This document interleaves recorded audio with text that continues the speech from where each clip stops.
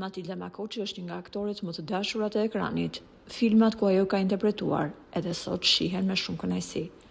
Megjithatë, duhet thënë se Matilda ishte një ndër vajzat më të bukura të kohës.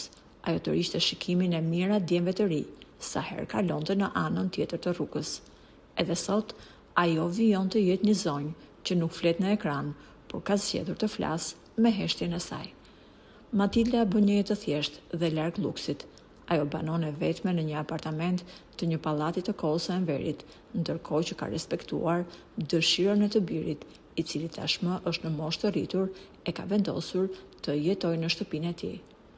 Në shtëpinë e thjeshtë të Matildës nuk gjen vetëm gjurmë të Grekut, por edhe të ish bashkëshortit të saj, Edi Rama.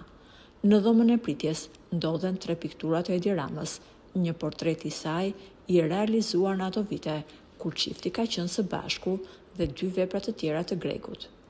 Matilda në jetë ka arritur të bëjë shumë gjëra, por një gjë ajo nuk diti ta bëjë kurrë. Aktoria nuk di të urrejë sado padrejtësi që mund t'i bëhen. Për herë të parë Matilda ka folur për publikun, për marrëdhënien që ka me Linda Ramën, bashkëshorten aktuale të kryeministrit Edi Rama. Ajo tha: "Unë kam shumë respekt për Lindën, sepse ajo sillet shumë mirë me djalin tim. Sa herë që ai shkon atje për të takuar të atin, ajo respekton.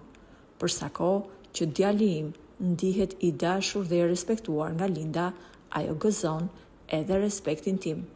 Nëse dikush më respekton djalin, ai më ka respektuar edhe mua."